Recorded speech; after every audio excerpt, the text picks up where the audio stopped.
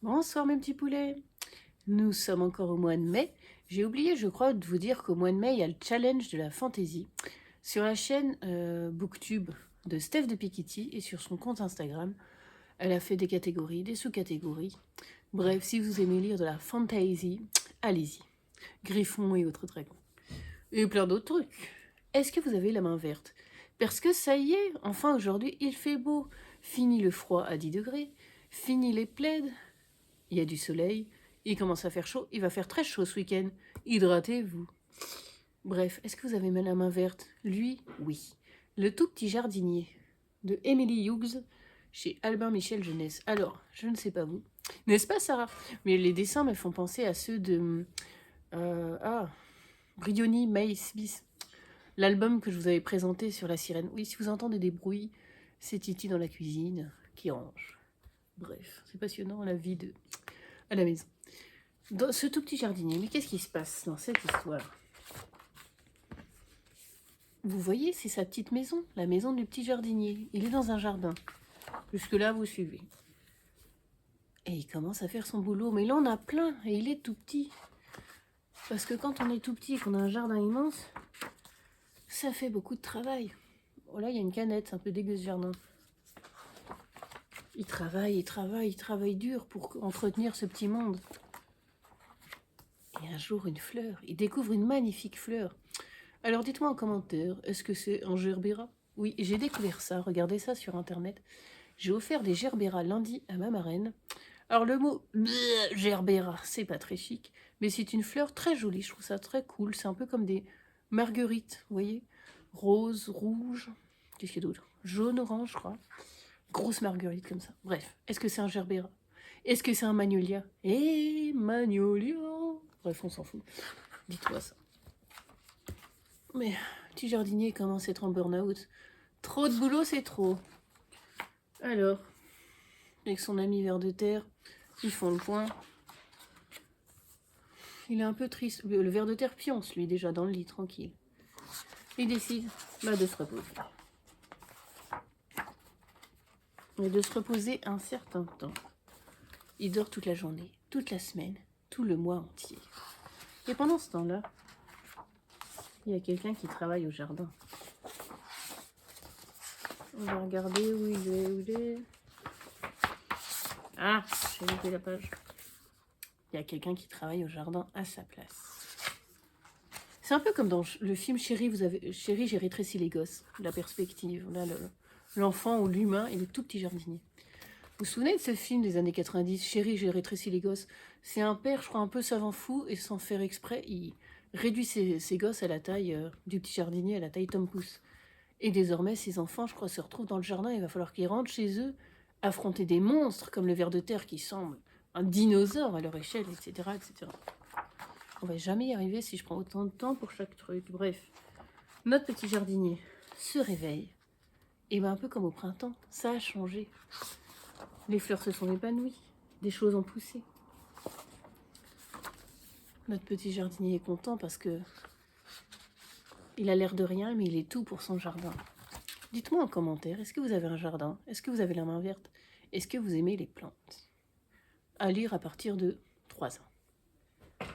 Alors ça, c'est un mythe familial. Mon grand-père nous le racontait à ses petits-enfants. Mon grand-père Philippe, vous commencez à le connaître, mon grand-père maternel. Un gâteau 100 fois bon. Nous sommes ici aux éditions du Père Castor, donc ça date un peu. Ça dépend, 1971 peut-être. Bref, c'est des enfants, pour être sympa, pour l'anniversaire du chat et la fête du chien, ils font un gâteau de sable et mettent des petits cailloux, genre la pièce montée de luxe. Alors le chien et le chat, ils sont sympas, ils font semblant en disant c'est bon, tu sais. Mais bon, du coup, ça leur donne envie, ils ont envie de manger un vrai gâteau cette fois-ci. Et donc, et le chat dit, mais comment on fait les gâteaux? Moi, je sais pas faire les gâteaux. C'est très simple, le chien dit. Tu mets dans ton gâteau tout ce qu'il y a de meilleur à manger. Et quand tu as mis tout ce qu'il y a de meilleur, eh bien le gâteau est le meilleur des gâteaux. Si par exemple, tu prends 5 des meilleures choses, ton gâteau est 5 fois bon. Si tu en mets 10, ton gâteau est 10 fois bon. Nous mettrons les 100 meilleures choses et nous aurons un gâteau 100 fois bon. C'est juste, dit le chat, faisons un gâteau 100 fois bon. Et les voilà avec leur recette. Je ne vous recommande absolument pas de faire un gâteau 100 fois bon. Alors, en gros, il y a quoi? Farine, lait, œufs, ça va. Mais il y a aussi sel, beurre, confiture, fromage, lard, noisettes, concombre, os, souris, cervelas, crème fouettée, ail, chocolat, poulet, graisse de veau, cannelle, vinaigre, pain d'épices, fromage blanc, cacao, choux, tête d'oie, raisin sec. Sauf du pain, parce qu'ils aiment pas trop manger du pain. Ils font leur petite tambouille, tout contents, en se disant on a mis toutes les choses qu'on aime, ça fera un gâteau 100 fois bon. Ils sortent le gâteau du four, la masse de gâteau, et ils mettent ça, entre guillemets, à refroidir dehors, puis on va jouer avec les enfants. Alors on voit que le livre date un peu, l'histoire, puisqu'ils jouent aux osselets. Vous savez, c'est comme ces espèces de petits cailloux qu'on jetait en l'air, on devait faire des points, je sais même pas, des formes sur le sol. Passe un important. Un chien méchant, il a faim, et il mange le gâteau 100 fois bon. Il dévore tout, la pauvre bête. Et donc quand le chat et le chien disent aux enfants, venez, on a une surprise pour vous, il n'y a plus rien. Et il y a un animal qui se tord de douleur dans un buisson. Oui, ben, il faut pas manger le gâteau des autres, dit le chien. Et le chat qui est sage dit, en fait, c'est peut-être mieux, parce que nous, on l'aurait mangé, ça aurait peut-être fait mal au ventre. C'est une histoire très sympathique. Aurore aime beaucoup. Les enfants adorent les histoires de gâteaux. Pour les petits et les grands gourmands, un gâteau 100 fois bon. Chut, c'est un secret. De René Guichou, illustration Marc Boutavant. Encore, à chaque fois que je trouve un album qui a une bonne tête, c'est illustré par Marc Boutavant, l'illustrateur d'Ariol de Chien pourri, notamment. C'est un album Nathan. Nous sommes en hiver, on patine sur la glace. Nous sommes avec Canard, qui est amoureux de Canette, c'est le scoop. Oui, en ce moment, on est sur la Croisette à Cannes, les stars du cinéma y sont. Oui, donc aucun rapport avec Canette et Croisette. Revenons à notre Canard. C'est dur, un secret, on a souvent envie de le partager. Alors, Canard va voir. Ouah, lui dit, tu répètes pas, je suis amoureux de Canette. Ok. C'est extraordinaire, lui dit l'autre. Du coup, ouais, mais il a envie de le raconter. Hein. Donc il va voir Dindon, il lui dit, attends, Dinde, pardon. J'ai un truc à te dire, mais tu le répètes pas, c'est un secret. Et vous vous en doutez, chacun est tenté de dire le secret aux autres. Et le secret se passe, comme le téléphone arabe, comme on dit, d'animal en animal. Et lors d'une fête, le coq dit « Ah, mais Canard, il est amoureux de Canette !» Mince, le secret, j'ai oublié de garder le secret. Trop tard, tout le monde le sait.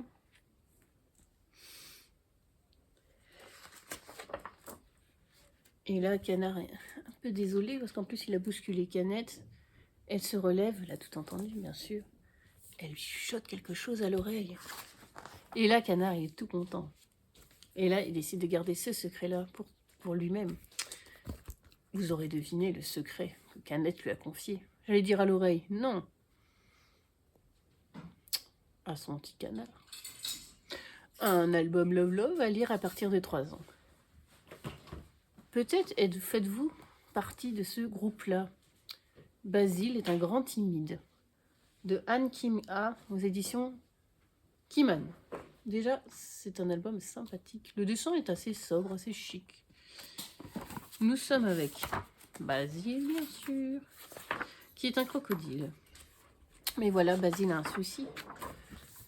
Basile est un grand timide. Alors, nous, on imagine qu'un crocodile, et ça a de la gueule, comme on dit. Oui, c'est une grande gueule. Et que ça a de la puissance, de la prestance, qu'il n'a pas peur des autres. Mais voilà. Souvent, ses amis chantent.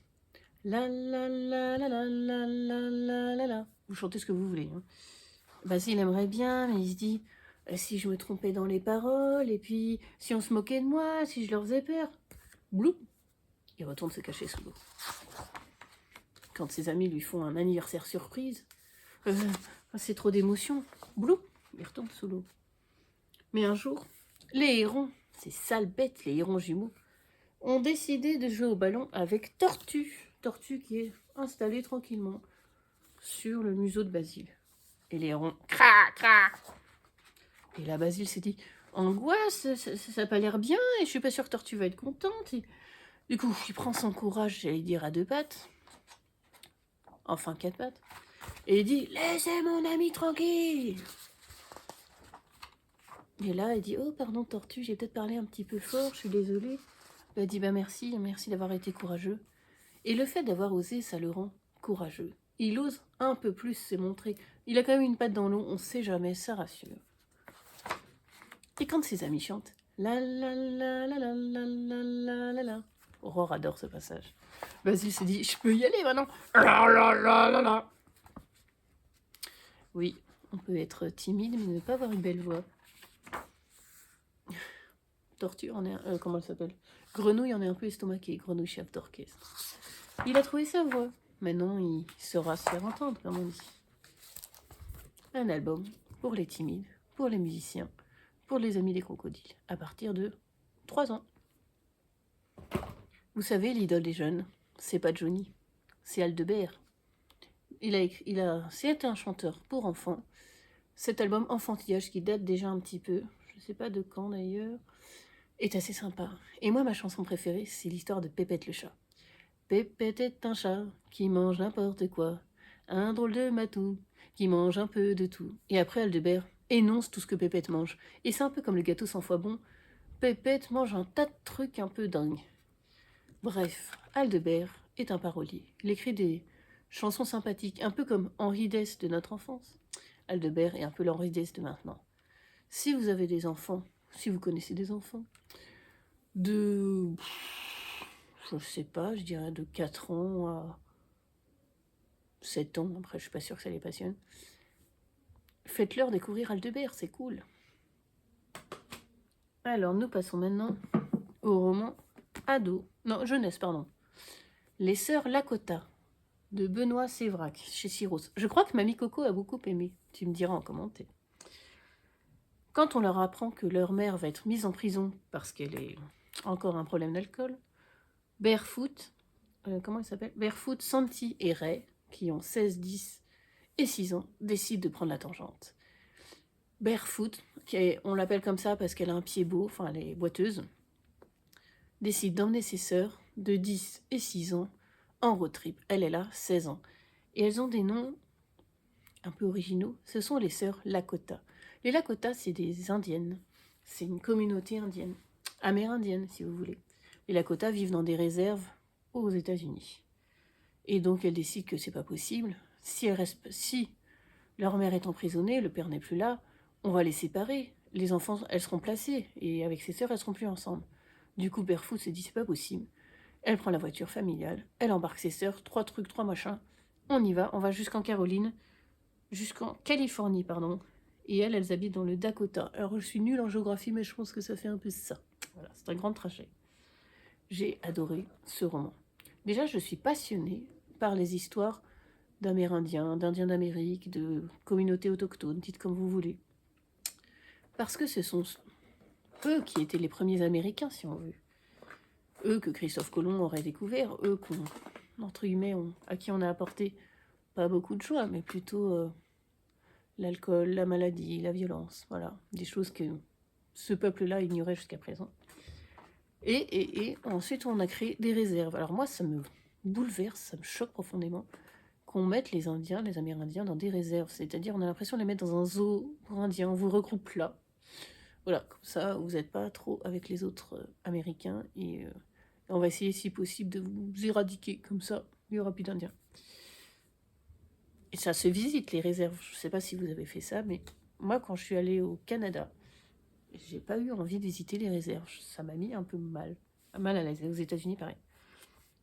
J'ai préféré visiter un musée à Roberval, au Canada, avec une guide Innu, une communauté, c'est comme les Lakota, c'est une communauté indienne, qui expliquait qu'est-ce qu'une Amérindienne d'aujourd'hui, et puis la culture traditionnelle, et ses petits-enfants, qui sont de notre siècle, comment ils voient ça, et puis comment concilier tradition, modernité, etc. C'était très intéressant. Bref, j'ai adoré ce roman, ce road trip, ces sœurs qui sont courageuses, et puis en plus, elles sont pas très vieilles, elles ont 16, 10 et 6. Donc 3 gamines, entre guillemets, dans une voiture, ça peut attirer l'attention. Et puis en plus, Barefoot le sait, sa mère lui a dit, tu sais, les filles se font attaquer, agresser, Encore plus quand c'est des indiennes, il y a beaucoup de cas d'agression de VIOLS et autres. Donc ce n'est pas sans danger. Et puis Barefoot, quelquefois, elle a des doutes en disant « J'emmène mes sœurs dans l'aventure, mais on va jusqu'où? Et puis, qu'est-ce que je ferai en Californie? Est-ce qu'on va y arriver? Est-ce qu'on aura assez d'essence, d'argent, de nourriture, d'eau? Faut pas faire de mauvaises rencontres, faut pas qu'on... » C'est une grande aventure. Alors, en lisant ça, je me suis dit que je ne sais pas pourquoi. J'adore les road trips. Pourtant, j'ai pas réussi à avoir mon permis, je l'ai tenté 5 fois. Je suis une catastrophe. Et heureusement pour vous, je ne conduis pas, sinon ferais des accidents toutes les minutes. Bref, j'ai choisi comme thème le road trip. Je vous conseille pour le road trip le film Thelma et Louise. Bien sûr, avec Suzanne Charandon et l'autre, je ne sais plus son nom. Deux femmes très différentes, une très assurée, une un petit peu timide, un peu coincée dans un mariage pas très heureux, qui ont décidé de prendre la route et de rouler vers la liberté. On a aussi Crossroads, croisement en anglais, je crois, avec Britney Spears qui joue dans ce film, et pareil, c'est un road trip de copines. On a aussi un roman, Les divins secrets des petites Yaya, de Wells, et c'est une fille qui découvre que sa mère et ses copines avaient fait tout un périple en voiture. Et ça s'appelait les Yaya, elles étaient toutes avec des personnalités complètement dingues. D'ailleurs, quand je vous parle d'un thème comme ça, en rapport avec le livre, je mets toutes les idées en description de la vidéo YouTube. Donc vous avez toutes les références que je vous donne si vous notez pas au fur et à mesure. Tout le bleu du ciel de Melissa d'Acosta. Vous avez peut-être lu ce livre, vu ce film. C'est l'histoire d'Émile. Émile, il a la trentaine. Émile, il met une petite annonce un jour. Il cherche quelqu'un, un homme, une femme, pour l'accompagner pour son dernier voyage. Émile a une forme d'Alzheimer très précoce. Et il sait que ça va pas aller en s'arrangeant et c'est pas du tout gagné. Donc, voilà, il a envie de faire un road trip, un peu un dernier road trip, mais il n'a pas envie d'être tout seul. Et c'est Jeanne qui va répondre à son annonce. Jeanne qu'Émile ne connaît pas. Jeanne qui a ses bagages, on va dire, personnels, qui a sa vie aussi. Pourquoi accepte-t-elle? Comment ça va se passer? C'était un roman bouleversant. D'ailleurs, j'ai pleuré à la fin du roman, ce qui est très rare. Je suis très sensible, donc les films, je peux pleurer, mais les romans, c'est très rare que le roman me fasse sortir des larmes, même si je suis très touchée. Donc je vous conseille Tout le bleu du ciel de Melissa d'Acosta. Oui, je te vois, Fabrice. L'incroyable voyage de Coyote Sunrise, de Gay Mine Art, et Corinne aussi, bien sûr. Nous sommes avec Coyote, c'est son nom. Son père s'appelle, je ne sais plus. Et donc ils habitent dans un school bus, vous voyez, un espèce de bus scolaire, un bus comme ça. Et voilà, ils voyagent. La mère n'est plus là. Et un jour, ils apprennent que le terrain, un terrain où ils allaient avant, qui est rempli de souvenirs pour eux, très précieux, va être détruit. Et la coyote, c'est pas possible. Il faut absolument retourner sur ce terrain, car il y a quelque chose qu'elle a laissé là-bas, quelque chose de très précieux, qu'elle veut récupérer à tout prix. Ah, le père s'appelle Rodéo. Et donc, elle va emmener, convaincre Rodéo, sans lui dire vraiment la raison, de continuer la route par là-bas. Et en chemin, ils vont croiser d'autres compagnons de voyage, etc. C'est un roman jeunesse en 2 tomes, très très touchant. America ou Americas, de Manchette et Niemek. Peut-être avez-vous lu Alabama 1963, 65, je ne sais plus. Sur une histoire de racisme, d'enquête et d'alcoolisme dans l'Amérique des années 60. Dans Americas, c'est une fille qui décide de savoir ce qu'est devenue sa sœur America, qui a 17 ans, et qui décide de vivre son rêve de midinette, son rêve de Marilyn Monroe, et qui est partie pour concrétiser ce rêve, sauf qu'elle n'a plus de nouvelles d'America. Donc elle part sur la route, à la recherche, on va dire, de sa sœur et de savoir ce qui lui est arrivé. Et Viva la Vida de Sophie Jomain, où c'est l'histoire d'un road trip entre 2 personnes, l'une très optimiste, l'autre pas tellement, des choses graves, un rêve, chanter, si je me souviens bien, Est-ce que je confonds avec un autre roman? Oui, je crois. Bref, ces femmes partent ensemble, font connaissance, décident de faire leur road trip, et vivent la vida, et vivent la vie à tout prix. Ça, c'était mes références. Road trip. Aucun rapport. Les ombres de Willowthorn, d'Estelle Faye. Et là, c'est aux éditions Rajo. Admirez-moi ce jaspage, une bibliothèque chiffrée avec une espèce de map monde, c'est ça là? Je sais plus comment ça s'appelle. C'est un roman ado. Nous sommes avec Liam, un Irlandais, un peu un gosse, un adulte, un jeune adulte des rues, on va dire, qui a sa meilleure amie, comment elle s'appelle, Wendy, et Jude. Et avec ce petit trio, ils apprennent un jour que Liam est le fils illégitime du duc d'Arbonne. Et donc, Liam doit rejoindre Willowthorne, l'université de Willowthorne, pour affronter son destin de bâtard chic, si vous voulez. Mais là, le fils légitime du duc voit d'un mauvais œil arriver ce bâtard d'Irlandais, le concurrent pour l'héritage. Il veut lui faire la misère. Et puis en plus, cette université de Willowthorne, elle est un peu spéciale. Vous savez, comme les universités anglaises ou américaines, il y a des espèces de confréries. Il y a des groupes de jeunes gens, on en fait partie, on n'en fait pas partie, des espèces de cérémonies secrètes. Et puis il y a cette drôle de bibliothèque. Cette bibliothèque givrée où un jour, on bisute. Liam subit un bisutage. Il faut qu'il aille dans cette bibliothèque chercher une boîte à musique. Sauf qu'il la voit pas tout de suite. Et puis cette bibliothèque est froide, très froide. Et puis ça gèle. Et puis tout d'un coup, on sent ses membres s'engourdir. Et puis on a l'impression qu'il y a des fantômes. Et puis on oublie le temps qui passe. On oublie pourquoi on est là. Et on a envie de rester là, de s'endormir dans le givre. Ça fait flipper. Bref. Et Wendy, qu'est-ce qu'elle fait là? Wendy, c'est la Liam. Elle se fait embaucher comme blanchisseuse, nettoyeuse, elle nettoie tout, elle fait le linge et tout ça et tout ça. Elle vient aussi d'un milieu populaire, et puis comme ça, elle pourra écouter aux portes, savoir les secrets de tout ce monde-là. Et puis. C'était un roman passionnant, super bien écrit. C'était une bonne découverte d'Estelle Faye, parce que j'avais essayé de lire son roman L'Arpenteuse des rêves, j'avais pas accroché, et j'en ai pas lu d'autres. Et là, on retrouve tout ce que j'aime quand je vous parlais de Oxford Blood et tout ça. Les ambiances des universités, dans les universités anglaises, les confréries, les secrets. Et puis, cette touche de fantastique, cette espèce de bibliothèque givrée, pourquoi? Quel est ce mystérieux phénomène dans cette bibliothèque? Il y a des fantômes, c'est vrai, c'est qui? Et il paraît qu'il y a un étudiant qui serait mort dans cette bibliothèque, pourquoi? Il n'est pas sorti, etc. Et on va découvrir un petit peu, suivre Liam dans ce drôle de périple. Et Amour, gloire et beauté en feront partie. Plein d'autres événements vont attendre notre Irlandais préféré. Je vous conseille à lire à partir de 14 ans. Alors, un roman adulte. Juste après Dieu, il y a Papa, de Éric Emmanuel Schmitt aux éditions Albin Michel. Alors, Éric Emmanuel Schmitt, ça faisait très longtemps que je ne l'avais pas lu.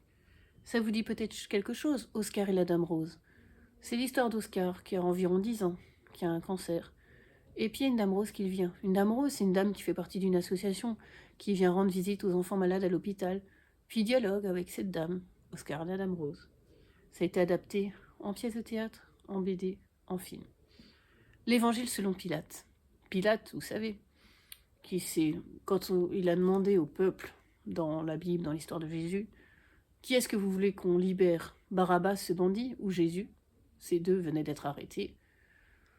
Et la foule a dit Barabbas, et lui il a dit je me lave les mains. En gros, je prends pas parti, c'est vous qui décidez. Moi, vous avez choisi qu'on condamne Jésus, on condamnera Jésus. Pilate. L'Évangile selon Pilate. Et si Pilate n'était pas exactement comme les textes de la Bible nous l'ont présenté? L'Évangile selon Pilate. L'enfant de Noé, c'est sur un enfant juif pendant la Seconde Guerre mondiale. Je m'en souviens plus très bien. Et la part de l'autre. Et si Hitler avait réussi son examen d'entrée à l'université de Munich? Son examen aux Beaux-Arts? Est-ce que le sort du monde aurait été changé? Et si? Ça, c'est des romans que j'ai lus il y a longtemps, d'Éric Emmanuel Schmitt, que j'avais beaucoup aimé. J'avais eu ma période Éric Emmanuel Schmitt. Oui, ça se dit pas très bien, c'est pas facile à dire. Et du coup, quand j'ai découvert celui-là, ça m'a donné envie de le lire. Parce que ça parle de Mozart. Wolfgang Amadeus Mozart. Nous sommes avec Léopold Mozart. Léopold est le père de Wolfgang Amadeus Mozart. Et Léopold est bouleversé dans sa paternité, parce qu'il pensait transmettre à son fils son amour de la musique. C'est un grand musicien. Il pensait, est né Mozart, Wolfgang, et Wolfgang, oui, parce que Mozart, on oublie que Mozart, c'est le nom de famille. Donc, quand naît le petit Wolfgang, il découvre vite, vers 4-5 ans, que Wolfgang, on n'a rien à lui apprendre en musique, c'est un génie musical. Il peut transcrire de la musique directement sur la partition, il peut faire créer un concerto, un opéra, ce que vous voulez. Et il peut déjà jouer devant les plus grands de ce monde de cette époque, les princes et tout ça.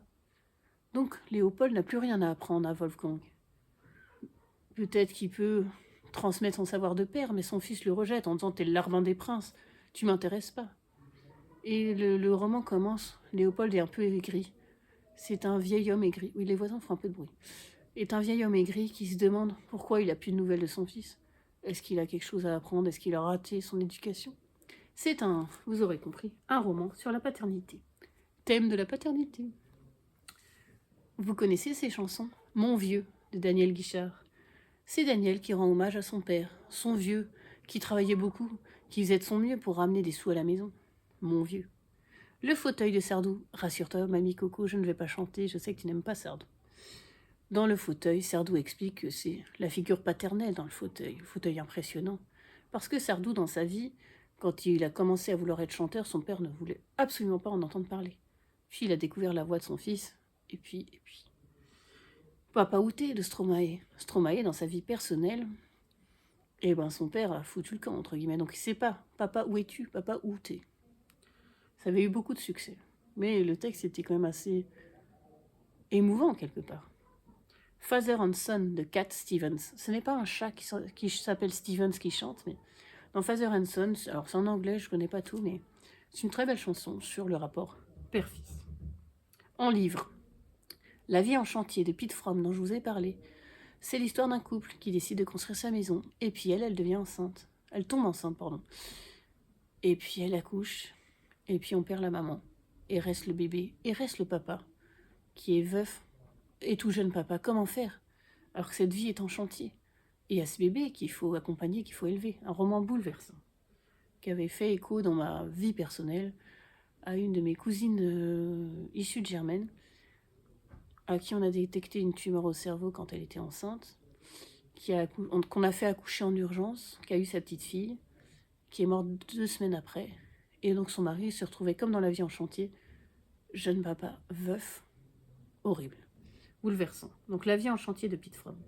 La BD Dad, vous connaissez Dad? Dad, il a 4 filles, je crois.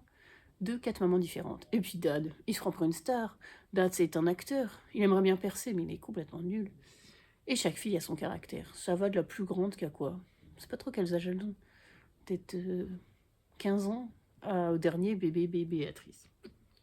Papa Longue-Jambe de John Webster, le plus ancien d'entre nous, vont s'en souvenir peut-être.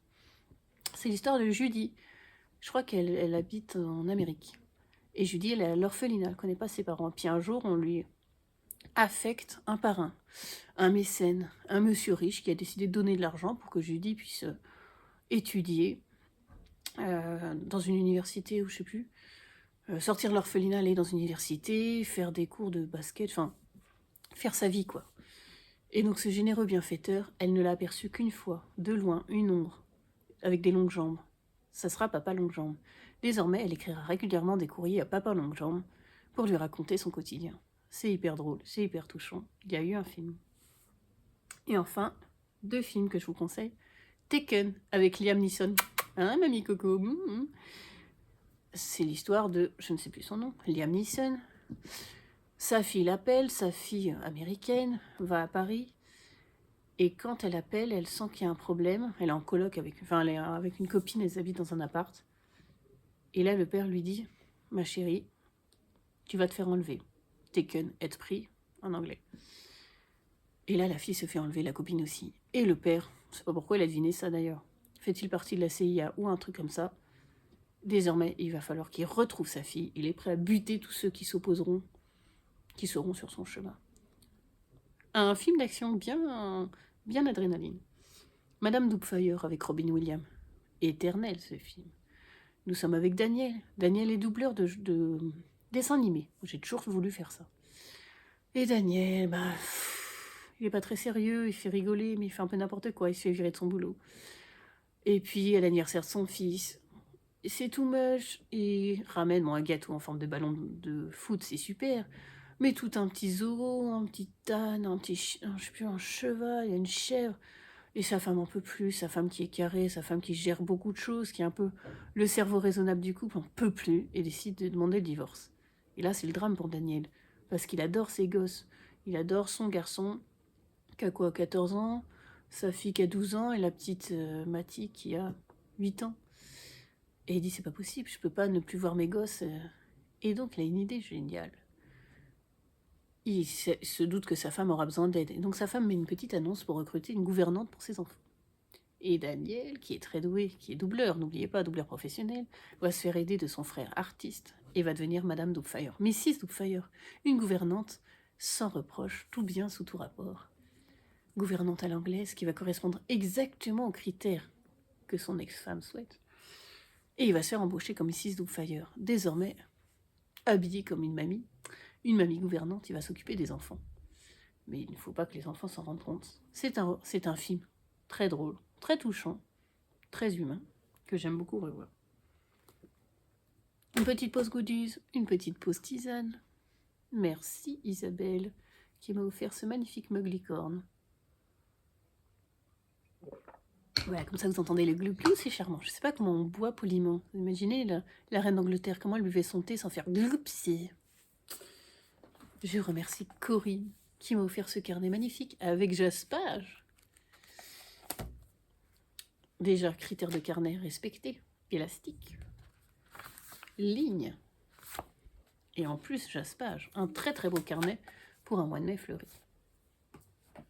Je remercie Rose, qui est revenue de Corée, du Nord ou du Sud. Avant, je me posais la question. Non, en fait, si on va en Corée, c'est forcément en Corée du Sud.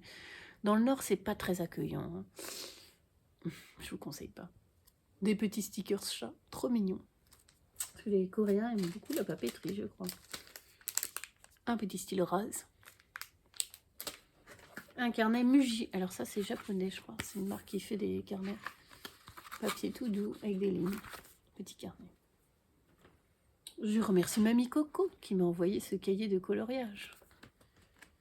Un coloring book. Oh bah, pour le mois de mai, c'est parfait. Des fleurs, un arrosoir.